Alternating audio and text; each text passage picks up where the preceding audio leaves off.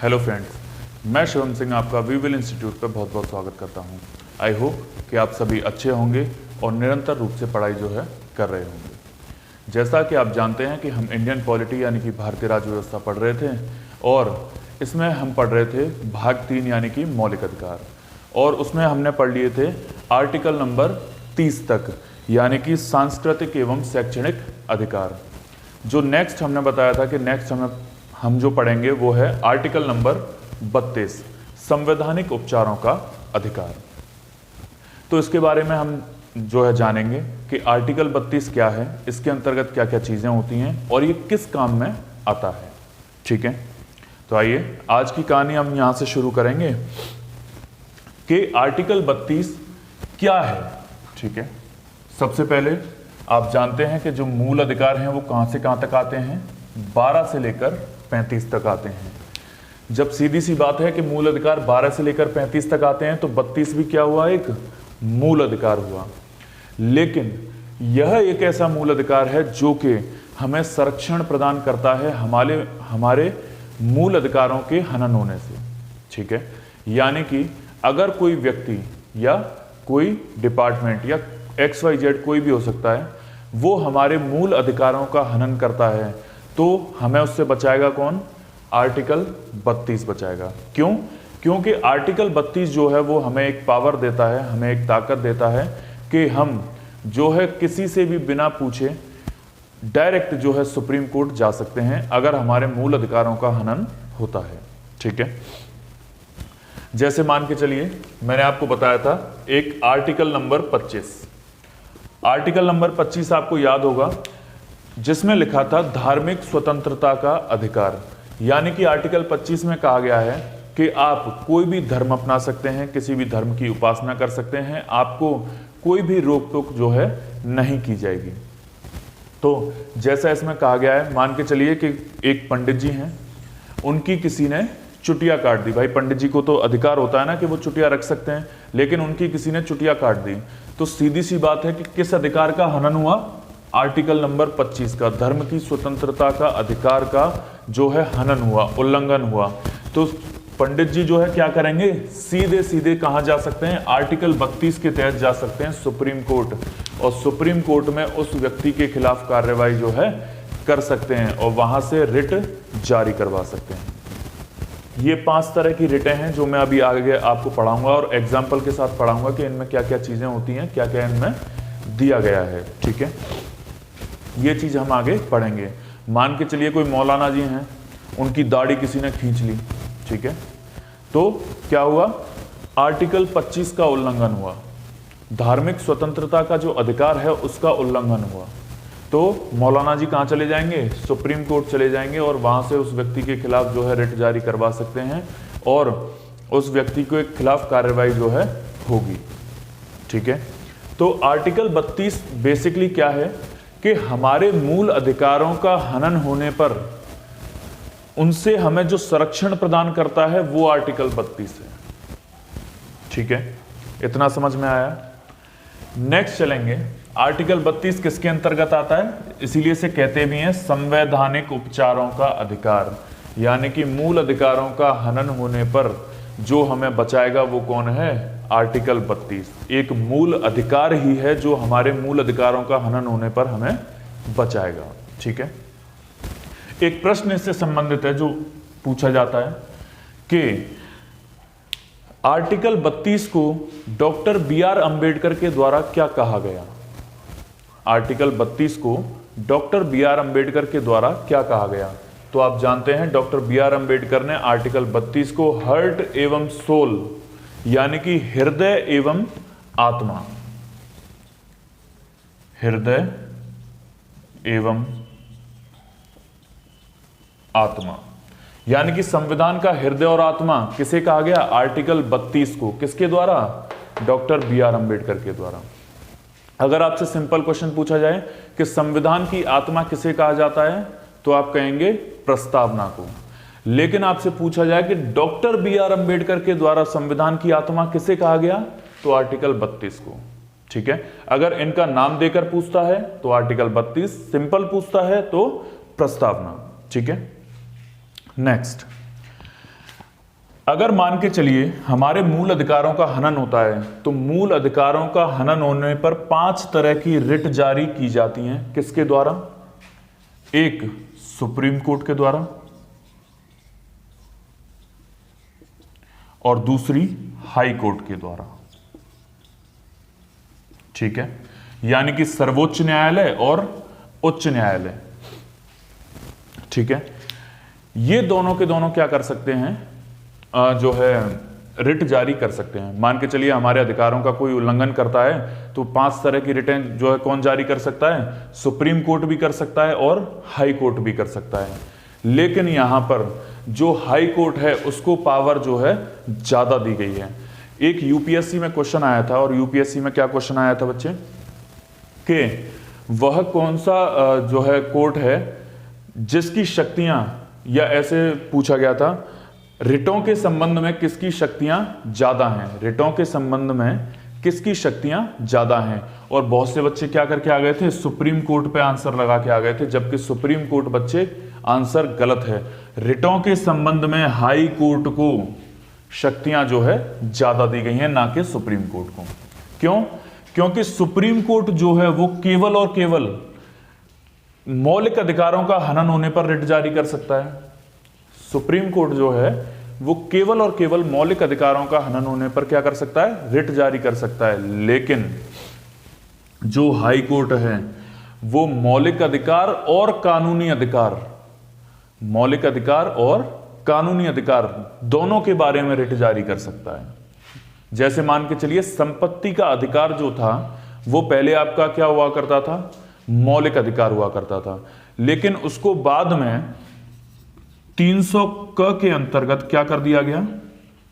ये एक आर्टिकल है, अनुच्छेद है 300 क, इसके अंतर्गत संपत्ति के अधिकार को रख दिया गया और आपका मौलिक अधिकार को कानूनी अधिकार में बदल दिया गया।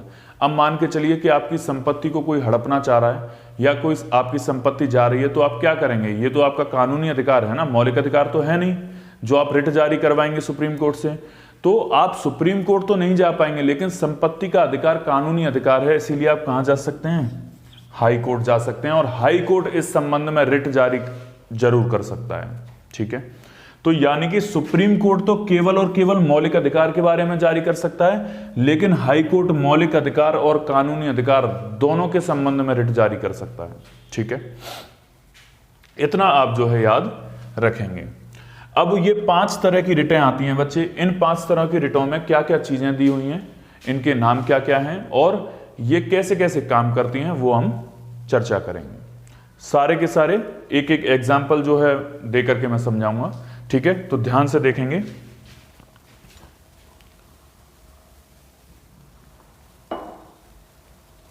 चलिए, पहला है हैबियस कॉर्पस। हैबियस कॉर्पस, जिसे हिंदी में कहा जाता है बंदी प्रत्यक्षीकरण। ठीक है, याद रखेंगे कि ये जितने भी नाम है, हैबियस कॉर्पस, मैंडमस, क्वो वारंटो, ये सारे के सारे कैसे नाम हैं? लैटिन वर्ड हैं। कौन से वर्ड हैं? लैटिन भाषा के शब्द हैं। ठीक है, तो इसीलिए ये आपको थोड़े से अजीब लग सकते हैं। तो पहला है हैबियस कॉर्पस, जिसे हिंदी में कहा जाता है बंदी प्रत्यक्षीकरण। और बंदी प्रत्यक्षीकरण का मतलब होता है सशरीर प्रस्तुत करना, यानी कि किसी भी व्यक्ति को शरीर के साथ प्रस्तुत किया जाए, ऐसा हैबियस कॉर्पस में कहा गया है। मान के चलिए आपको कोई पुलिस वाला जो है गैर कानूनी तरीके से आपको गिरफ्तार कर लेता है। ठीक है, अब गैर कानूनी तरीके से आपको गिरफ्तार किया गया और प्रावधान ये है कि 24 घंटे के अंदर आपको कोर्ट में पेश किया जाए, लेकिन वो पुलिस वाला अपनी पावर का गलत इस्तेमाल कर रहा है और आपको जो है कोर्ट में नहीं जाने दे रहा है या फिर कोर्ट में आपको पेश नहीं कर रहा है। तो फिर आपके जो परिजन हैं या फिर आपका कोई वकील है या फिर आपके कोई फैमिली मेंबर हैं, वो क्या करेंगे? सीधे से जाएंगे, आर्टिकल 32 का प्रयोग करेंगे और डायरेक्ट पहुंचेंगे सुप्रीम कोर्ट, और सुप्रीम कोर्ट में जाकर यह कहेंगे कि हमारा जो भाई है या बच्चा है, जो भी जो है पकड़ा हुआ है, या हमारा कोई व्यक्ति है जो पकड़ा हुआ है, उसको थाने में बंद किए हुए 24 घंटे से ज़्यादा हो चुके हैं और वहाँ के जो दरोगा जी हैं वो उनको पेश नहीं कर रहे हैं, कोर्ट में पेशी उनकी नहीं होने दे रहे हैं, तो डायरेक्ट सुप्रीम कोर्ट एक्शन लेगा और तुरंत आपके एसपी ऑफिस में फैक्स आएगा कि तुरंत की तुरंत जो व्यक्ति पकड़ा गया है उसको कोर्ट में जो है पेश किया जाए। तो हैबियस कॉर्पस का मतलब होता है कि कोई भी व्यक्ति जिसको आपने पकड़ रखा है उसका शरीर यानी कि उस व्यक्ति को तुरंत की तुरंत प्रस्तुत किया जाए, कहां पर? कोर्ट में, ठीक है, न्यायालय में उसको तुरंत की तुरंत पेश किया जाए। लेकिन इसको जारी करेगा कौन? सुप्रीम कोर्ट, आर्टिकल 32 के तहत, या फिर हाई कोर्ट भी कर सकता है आर्टिकल 226 के तहत। याद रखेंगे, सुप्रीम कोर्ट अगर जारी करेगा तो आर्टिकल 32 के तहत करेगा, लेकिन अगर हाई कोर्ट कोई रिट जारी करता है तो वो आर्टिकल 226 के तहत जारी करता है। ये बहुत इंपॉर्टेंट है, ये याद रखेंगे। दोनों ही क्वेश्चन पूछे जाते हैं कि हाई कोर्ट जो है किस आर्टिकल के तहत रिट जारी कर सकता है? 226 के तहत। सुप्रीम कोर्ट किस आर्टिकल के तहत रिट जारी कर सकता है? आर्टिकल 32 के तहत, ठीक है। तो दोनों ही रिट जारी कर सकते हैं, लेकिन 32 और 226 के तहत। तो ये समझ में आ गया आपको कि हैबियस कॉर्पस क्या है, कि कोई भी आपको गैर कानूनी तरीके से अगर गिरफ्तार करता है और वो आपको कोर्ट में पेश नहीं कर रहा है, तो आप इन दोनों आर्टिकल के जरिए सुप्रीम कोर्ट और हाई कोर्ट जा सकते हैं और वहां से एक ऑर्डर पेश करवा सकते हैं, ऑर्डर निकलवा सकते हैं, जिसे कहा जाएगा हैबियस कॉर्पस यानी कि बंदी प्रत्यक्षीकरण। और उसमें कहा जाएगा कि जिस व्यक्ति को आपने पकड़ रखा है उसे जल्दी से जल्दी आप जो है न्यायालय में पेश करें, ठीक है। चलिए, नेक्स्ट आता है मैंडमस। ये भी लैटिन भाषा का वर्ड है, जैसा कि मैंने आपको बता चुका हूं। इसका मतलब होता है परमादेश, और परमादेश आप जानते हैं कि इसके नाम से ही पता चल रहा है कि हम आदेश देते हैं।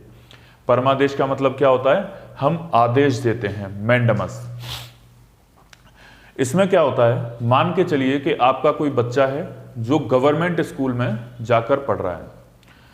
अब जब वो गवर्नमेंट स्कूल में जाके पढ़ रहा है और आप किसी दिन ऐसे ही चक्कर लगाते हुए वहां तक पहुंच गए, और जब पहुंचे तो आपने क्या देखा कि बच्चे तो जो है पढ़ाई की जगह खेल रहे हैं और मैडम जो है क्या कर रही हैं? स्वेटर बुन रही हैं, ठीक है।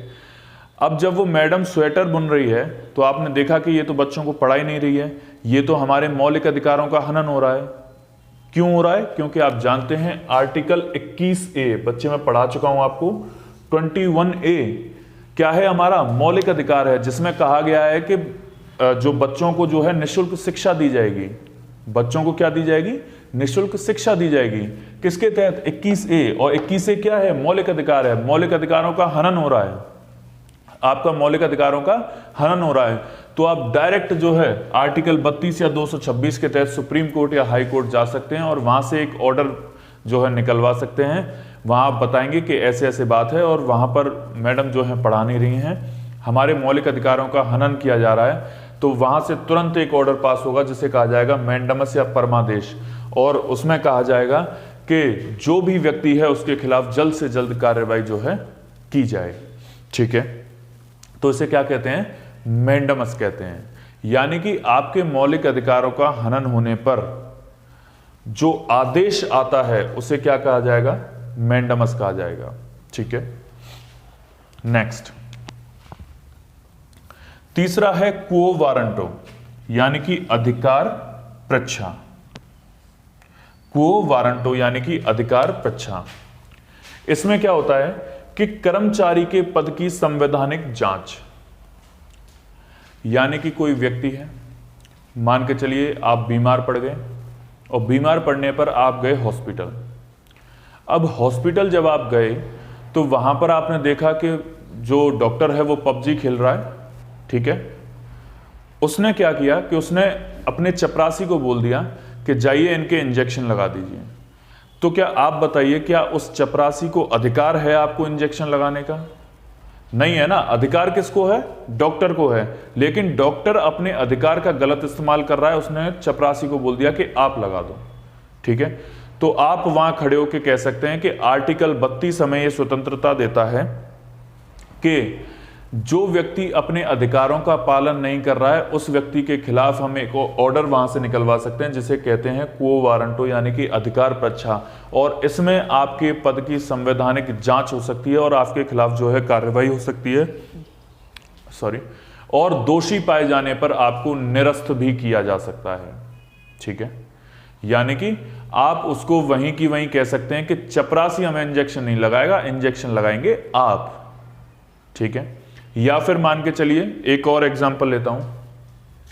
बहुत से व्यक्ति होते हैं जो क्या करते हैं, ज्यादातर बच्चे है ना, जो नए नए बच्चे होते हैं, थोड़े से जवान हुए होते हैं तुरंत की तुरंत, तो क्या होता है, वो बाइक लेकर के निकल जाते हैं रोड पे, हेलमेट लगाया नहीं है, गाड़ी के पेपर है नहीं और ऐसे चला रहे हैं।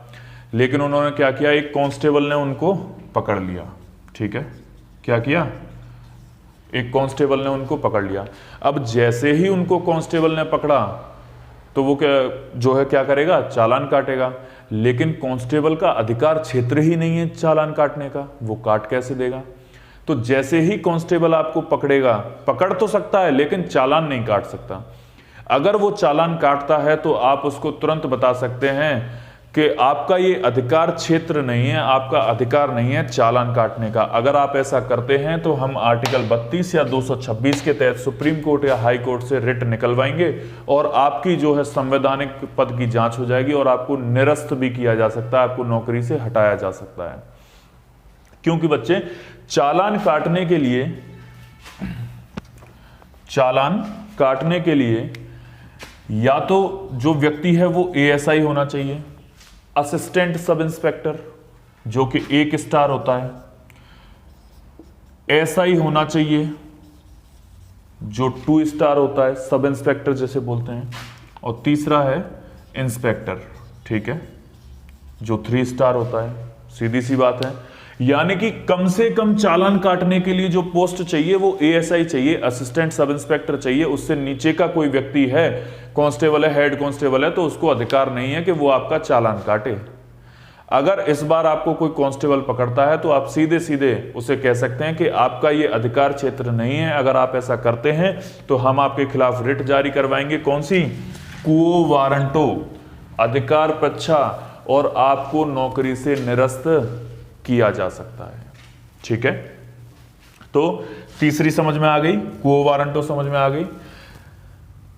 ये जो 3 है बच्चे, यानी कि हैबियस कॉर्पस, मैंडमस और क्वो वारंटो, ये तीनों जो है वो जारी की जाती हैं किसके संबंध में, पब्लिक ड्यूटी के संबंध में। याद रखेंगे, जो व्यक्ति पब्लिक ड्यूटी कर रहा होता है उसके संबंध में जारी की जाती हैं। प्राइवेट इंस्टीट्यूशन या फिर प्राइवेट कोई व्यक्ति काम कर रहा है उसके खिलाफ जारी जो है नहीं की जा सकती। पब्लिक ड्यूटी का मतलब होता है जो गवर्नमेंट सेक्टर में काम कर रहा है। मान के चलिए कोई गवर्नमेंट टीचर है, वो अपना काम नहीं कर रहा है, उसके खिलाफ जारी हो सकती है। कोई पुलिस वाला है, उसके खिलाफ जारी हो सकती है। लेकिन आप कहें कि आप मेरे खिलाफ जो है रिट जारी करवा दें, तो ऐसा नहीं हो सकता, क्योंकि मैं आपको प्राइवेट पढ़ा रहा हूं, है ना, कोई गवर्नमेंट जॉब नहीं है। यूट्यूब पे पढ़ाना क्या है, प्राइवेट है। तो जो मैं आपको पढ़ा रहा हूं वो एक तरीके से प्राइवेट पढ़ा रहा हूं, तो आप मेरे खिलाफ किसी भी तरह की रिट जो है जारी नहीं करवा सकते हैं कि मैं अपना काम सही ढंग से नहीं कर रहा हूं या शिवम सर डेली क्लासेस जो है नहीं दे रहे हैं। ठीक है, तो ये किसके खिलाफ जो है जारी की जा सकती हैं, केवल जो पब्लिक ड्यूटी कर रहे हैं, जो गवर्नमेंट सेक्टर में है। ठीक है, ये आप याद रखेंगे। अब आगे की जो 2 रिटें आएंगी वो किसके लिए आएंगी, वो आएंगी कोर्ट के लिए, यानी कि न्यायालय के लिए। भाई न्यायालय को भी तो रोकना पड़ेगा, न्यायालय का जो है अपना अधिकार क्षेत्र होता है। पता चला डिस्ट्रिक्ट कोर्ट ने फांसी की सजा सुना दी और उसको वेरीफाई नहीं किया गया हाई कोर्ट के द्वारा, है ना। डिस्ट्रिक्ट कोर्ट आपको फांसी की सजा तो सुना सकता है, लेकिन उसको वेरीफाई किसके द्वारा किया जाएगा, हाई कोर्ट के द्वारा किया जाएगा। तब तक आपको फांसी की सजा नहीं जो है दी जा सकती, या फांसी नहीं दी जा सकती। चलिए, जैसे कि सबसे पहला है प्रोहिबिशन। प्रोहिबिशन का मतलब होता है, यानी कि आपने कई जगह लिखा देखा होगा कि प्रोहिबिट, प्रोहिबिट का मतलब होता है किसी भी व्यक्ति को रोक देना, टू स्टॉप। ठीक है, प्रोहिबिशन का मतलब क्या होता है, रोक देना। हायर कोर्ट जो है लोअर कोर्ट को रोकता है।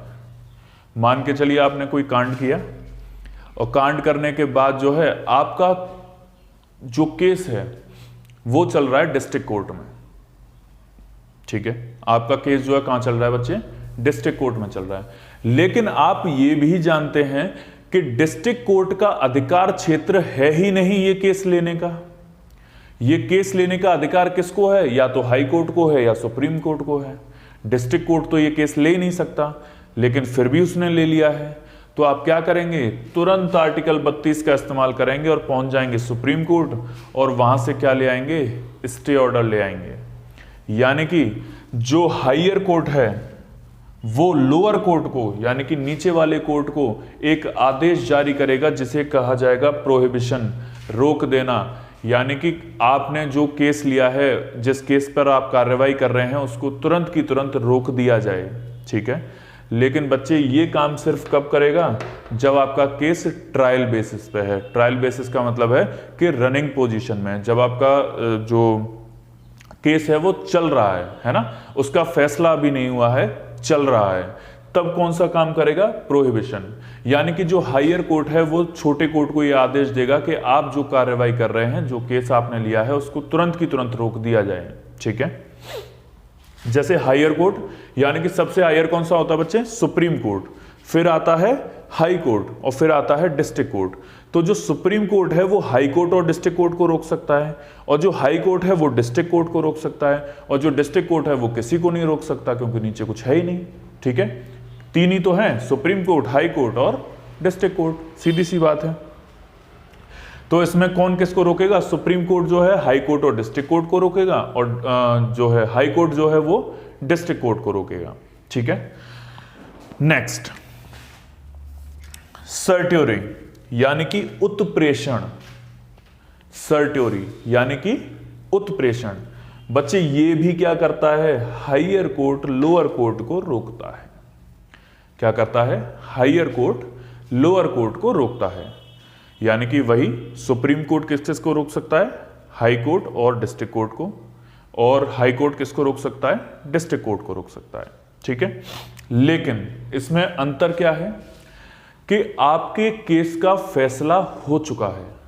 यानी कि डिस्ट्रिक्ट कोर्ट में जो केस आपका चल रहा था उसका फैसला हो चुका है, लेकिन वो जो केस है डिस्ट्रिक्ट कोर्ट के अधिकार क्षेत्र में आता ही नहीं है। ठीक है, तो जब उस जो है डिस्ट्रिक्ट कोर्ट के अधिकार क्षेत्र में वो चीज आती ही नहीं है, फिर भी उसने फैसला दे दिया, तो आप क्या करेंगे?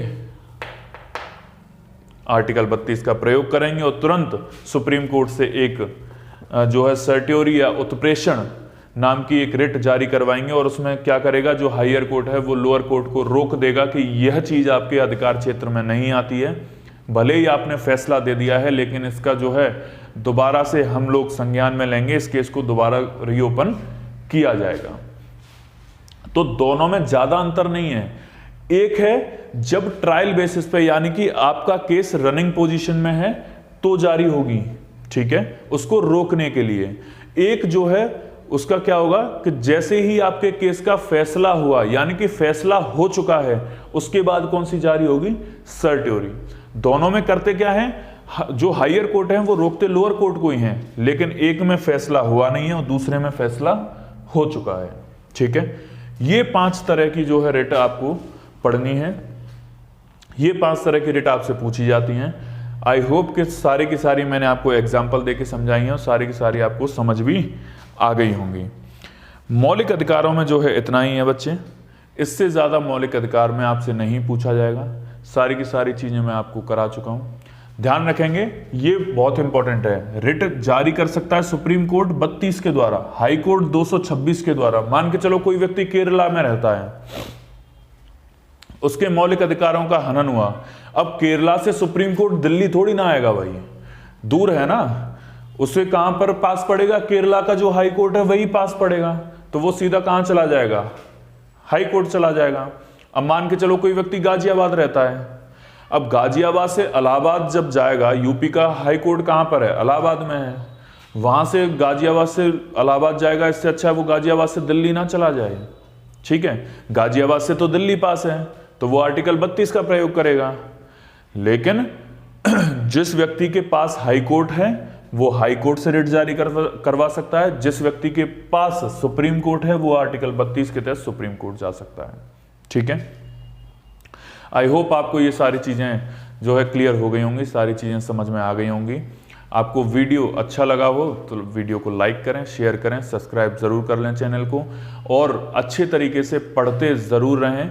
आप निरंतर पढ़ें, डेली आप कम से कम 5 से 6 घंटे या 7 घंटे अपनी पढ़ाई के लिए निकालें। बाकी के टाइम आप कुछ भी कर सकते हैं, लेकिन इतना कम से कम आप ज़रूर पढ़ें, क्योंकि वैकेंसीज जो है जल्दी आपको देखने को मिलेंगी। क्योंकि 2024 में लोकसभा इलेक्शन है, और इलेक्शन से पहले ये कंफर्म है कि वैकेंसीज आएंगी ही आएंगी। तो आप अच्छे तरीके से पढ़ते रहें, बिना किसी जो है रुकावट के डेली 5 से 6 घंटे या 7 घंटे आप पढ़ें, ठीक है। बाकी ये है कि हम धीरे धीरे ये चीज़ करते रहेंगे। अभी 1-2 दिन में मैं आपको जो है बायो की क्लासेस जो है स्टार्ट कर दूंगा। बायो के छोटे छोटे टॉपिक जो हैं उनसे क्वेश्चन पूछे जाते हैं, 5-5, 10-10 मिनट की वीडियो मैं आपको जो है देना शुरू कर दूंगा।